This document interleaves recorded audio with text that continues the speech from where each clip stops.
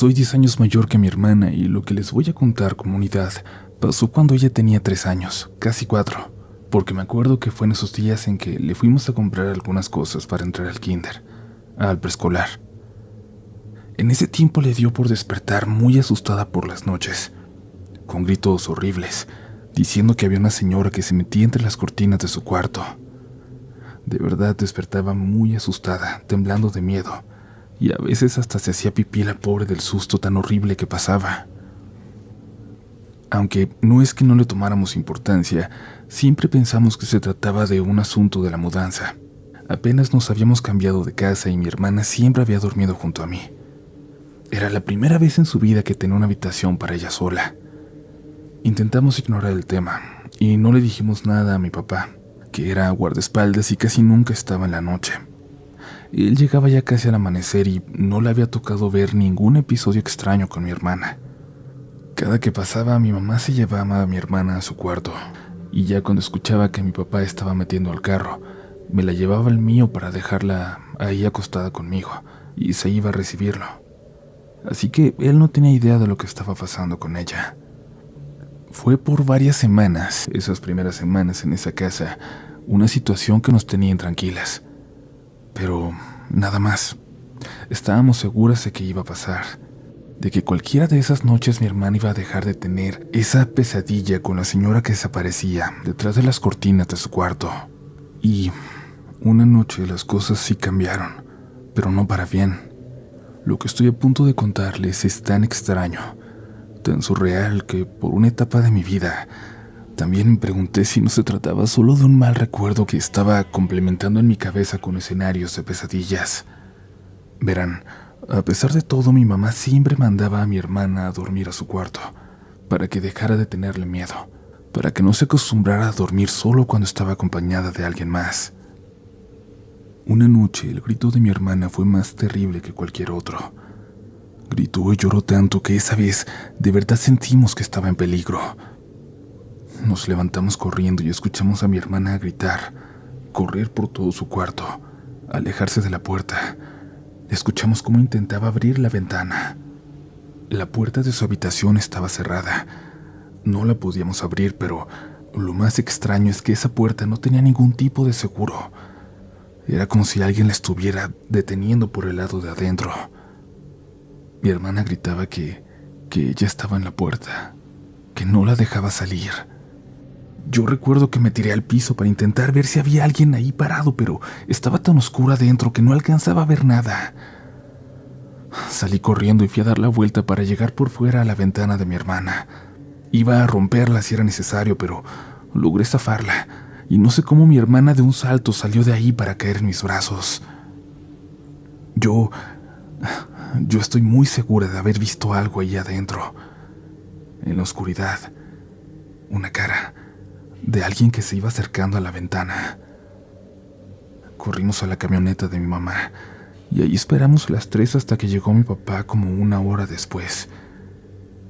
Le dijimos por fin lo que había pasado, lo que había estado ocurriendo. Él solo nos escuchó sin decir mucho y yo estaba segura de que no nos iba a creer nada, pero ahí me di cuenta de que no lo conocía tanto aún, de que guardaba secretos que aún no me tocaba conocer. Nos pidió que entráramos a la casa. Mi hermana estaba ya dormida y fue lo mejor. Debo decir que mi papá, aunque tenía 1 año llamándolo así, no lo era. Era el nuevo esposo de mi madre que, 2 años después de la muerte de mi papá, llegó a nosotras cuando más lo necesitábamos, cuando nos llevó a vivir a su casa. Al entrar, él se dirigió al cuarto de mi hermana y cerró la puerta. Ahí adentro empezó a platicar. Me acerqué y aunque no escuché todo, logré entender qué intentaba decir, a lo que sea que estaba ahí adentro con él, aunque él no pudiera verlo, creo. Le dijo que tenía que aceptarnos, que éramos su familia, que estaríamos ahí para siempre, sin importar nada. Le dijo que mi hermana era ahora su nieta también, que la cuidara, en lugar de asustarla e intentar ahuyentarla de ahí, que aprendiera a convivir con su presencia. Y yo sé, Yo sé lo que pueden pensar, es lo lógico, que nada de eso era cierto. Pero a partir de la siguiente noche, mi hermana durmió en ese cuarto de lo más tranquila. La llegamos a escuchar hablar sola un par de veces, pero riéndose, mientras dormía. Por suerte es un episodio que ella olvidó, pero los demás no. En algún momento, aunque no le preguntamos mucho al respecto, mi papá me dijo que ese cuarto había sido de su abuela, el cuarto chiquito, como le llamaban, que después de que murió, estuvo ahí sin usarse, sin que nadie durmiera en él hasta que llegó mi hermana. Nos dijo que varias personas siguieron viendo a la abuela caminando por la casa en las noches, entrando en su cuarto, que la veían asomándose por su ventana, pero que poco a poco esa visión se fue haciendo más difusa, hasta que nunca se volvió a ver.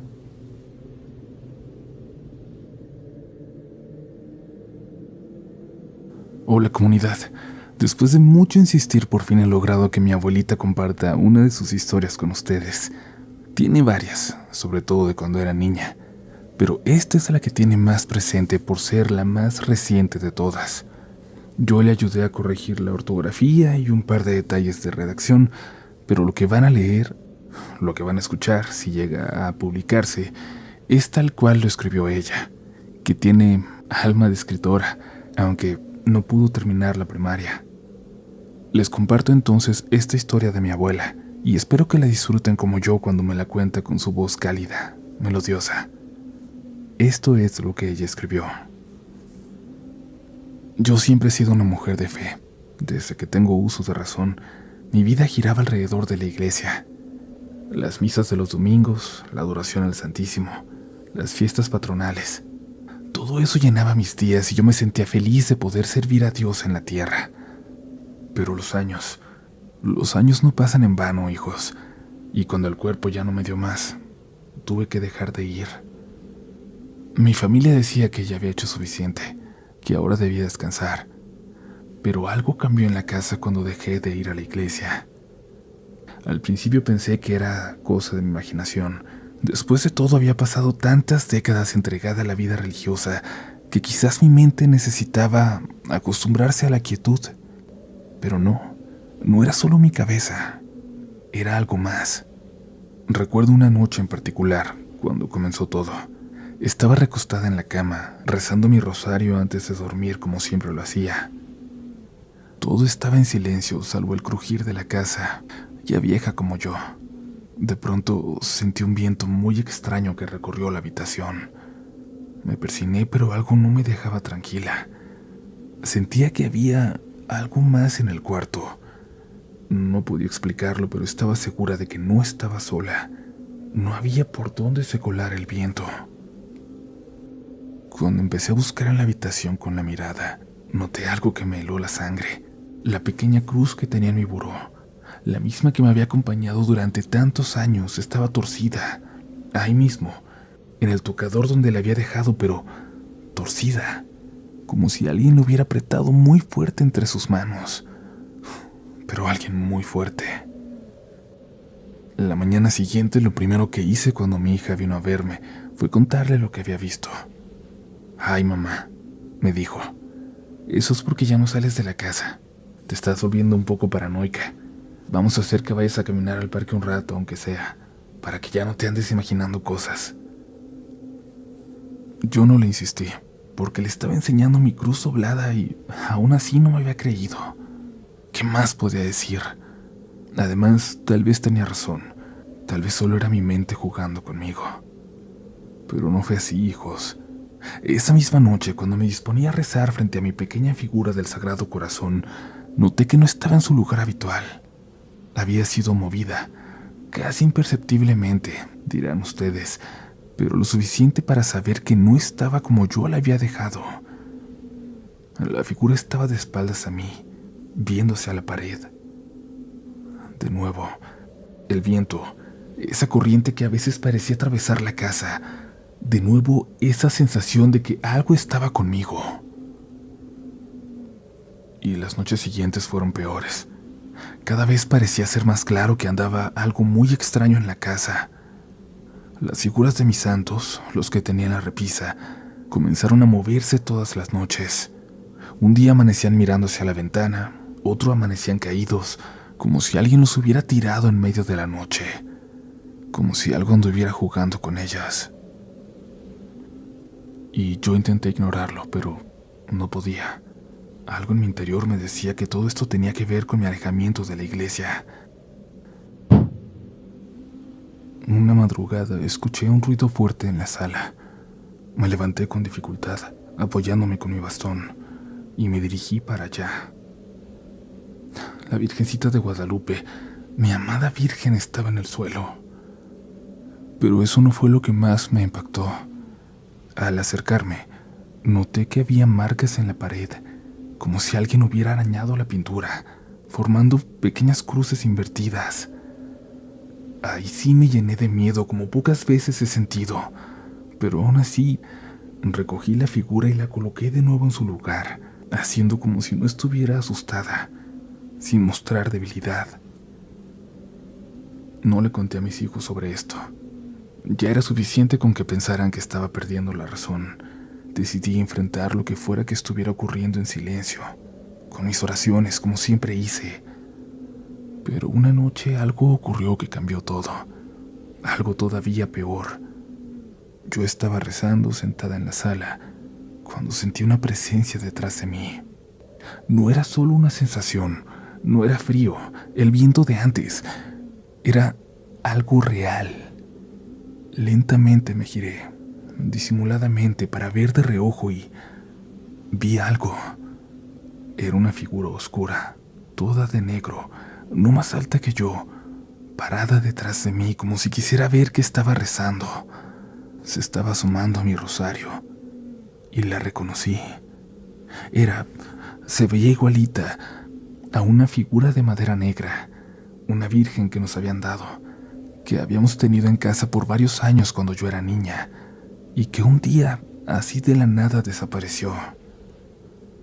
Siempre la tuve muy presente porque mi papá, que nunca fue religioso, me dijo que él había visto marcharse, que una noche la Virgen salió caminando y se fue hacia el final de la calle, donde antes no había nada de casas, solo un sendero que llegaba al cerro. Y ahora estaba ahí, de alguna forma, de vuelta, parada detrás de mí. Intenté rezar, pero las palabras no me salían por primera vez en la vida. El miedo me paralizaba por completo. En ese momento, comprendí que todo lo que había pasado no era casualidad. Algo, ella, había estado moviendo mis santos, burlándose de mi fe, tratando de hacerme dudar, o algo que tomaba su forma. Con toda la fuerza que me quedaba logré murmurar una oración, y al instante la figura que veía de reojo se desvaneció, como si se hubiera disuelto en el aire. Pero las marcas de su presencia quedaron en la pared, quedaron en mi alma. No sé por qué, no lo entiendo, pero desde el día que la vi las cosas volvieron a la normalidad, o al menos eso quiero creer. Las figuras ya no se movieron, y el viento de las noches se fue desvaneciendo, pero nunca volví a estar tranquila, no como antes. A veces cuando estoy sola en la casa, siento que algo me observa desde las sombras, esperando el momento en que mi fe flaquee, aunque sea un poco. Porque, ¿saben? Cuando uno ha dedicado toda su vida a la fe, hay cosas que no te dejan tan fácilmente. Mis hijos siguen creyendo que lo que pasó fue solo parte de mi vejez. Solo mi nieta parece creerme, esta que se ha interesado tanto en mis historias que me pide que las escriba para compartirlas con ustedes. Pero yo sé la verdad, y cuando llegue el día en que deba partir de este mundo, no temo el juicio divino, ni siquiera un poco. Lo que realmente me aterra es lo que aún puede estar esperándome en las sombras de esta vieja casa. No suelo escuchar estas cosas, pero estaré pendiente de su programa por si mi historia llega a aparecer. Y si es así, les mando una bendición a todos aquellos que estén escuchando, desde el fondo de mi corazón.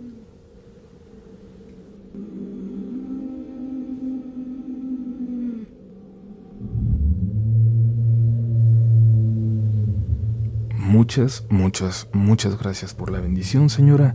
Espero que escuchar esta historia no le haya provocado revivir esos miedos y agradecemos, creo que en nombre de toda la comunidad, a nietas como la suya que se acerca a sus abuelos queriendo conocer y queriendo compartir con nosotros estas historias que permanecerán con nosotros para siempre. Y bueno, comunidad, aún nos queda tiempo para más historias esta noche y yo aprovecho para invitarles a contarnos las suyas por más sencillas que les parezcan. Todas son bienvenidas en Relatos de la Noche. Por ahora ha llegado el momento de continuar. ¿Con qué crees que te vas a encontrar en la siguiente historia? Ya casi sobrevives a este episodio.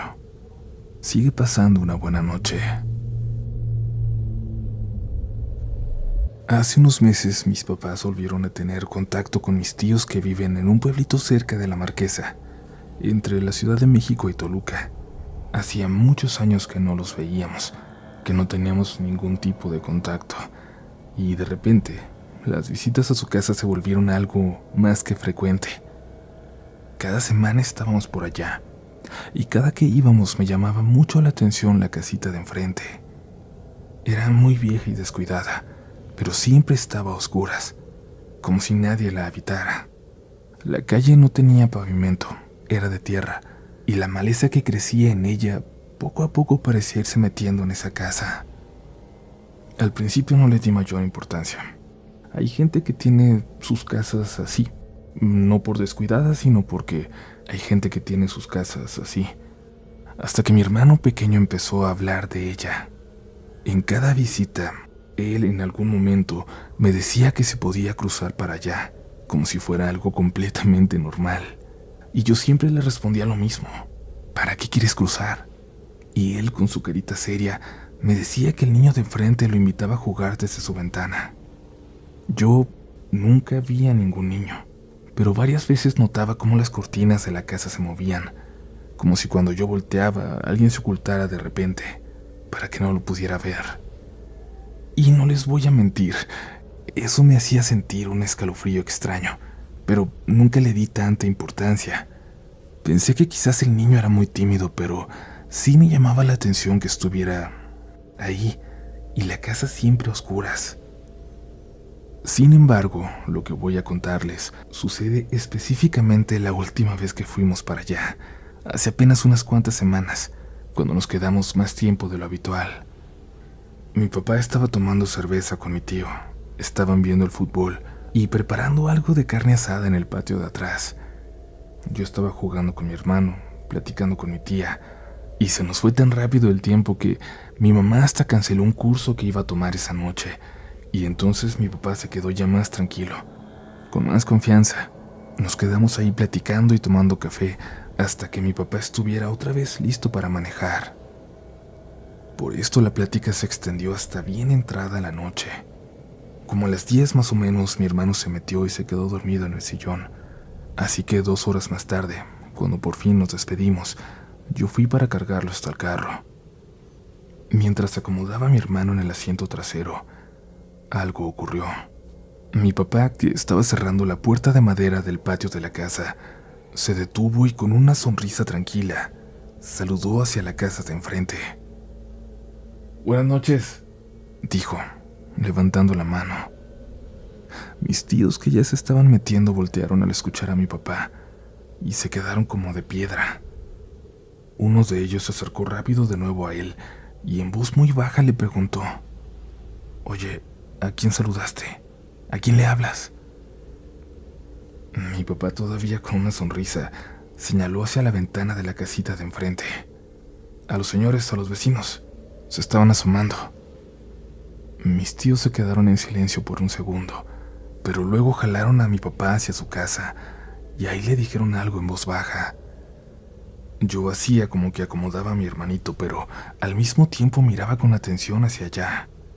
Me di cuenta de cómo la expresión de mi padre cambió por completo. Asintió, bajó la cabeza, se metió al carro sin decir nada más y encendió el motor, mientras mis tíos se metieron rápido y apagaron la luz de afuera. Empezamos a alejarnos de la casa en silencio, por aquella calle de tierra, Sin que mi papá volviera a voltear, noté cómo ni siquiera quiso mirar hacia la casa de enfrente. Mi mamá, algo desconcertada y sobre todo muy curiosa, le iba preguntando en voz baja que qué le habían dicho mis tíos. Al principio mi papá no respondió, como si estuviera esperando a que yo también me quedara dormido. Y yo había tomado bastante café. Estaba más que despierto, pero aún así, en cuanto agarramos carretera, cerré los ojos y dejé caer mi cabeza hacia atrás. Fingí estar dormido para ver si eso era, y si mi papá, al notarlo, le empezaba a contar finalmente a mi mamá. Y tuve razón. En cuanto me vio dormido, él platicó. Me dijeron que en la casa de enfrente ya no vive nadie, susurró mi papá, que está vacía desde la pandemia. Mi mamá se quedó callada, y es que ella también había visto a los vecinos. Mi papá continuó. Me contaron que ahí vivía una pareja joven con su hijo, y bueno, les dio COVID. Se encerraron y nadie se dio cuenta de lo que les pasó, de cómo estaban, de cómo iban, hasta semanas después. Mi mamá soltó un pequeño suspiro como de angustia, pero mi papá siguió hablando, como si realmente necesitara desahogarse. Cuando los encontraron, ya los tres habían muerto, al parecer pacíficamente en sus camas, los tres juntos. Ningún familiar fue a reclamar la casa, así que ahí se quedó, abandonada. Hubo un largo silencio en el coche, pero antes de que llegáramos a casa, mi papá soltó una última frase. Dice el primo que a veces ven sombras, que a veces ven gente asomándose por las ventanas, pero que aprendieron a ignorarlo, a voltear la mirada a otra parte cuando están ahí, y nos pidió a nosotros hacer lo mismo si tenemos que volver. Desde esa noche, no sé si por esa razón u otra, no hemos vuelto a visitar a mis tíos, y nadie menciona la casa de enfrente, pero cada vez que pienso en esa casita oscura, veo la sonrisa de mi papá al saludar a alguien que no estaba ahí, y me pregunto, ¿qué más vieron mis tíos en esa casa que tanto prefieren olvidar?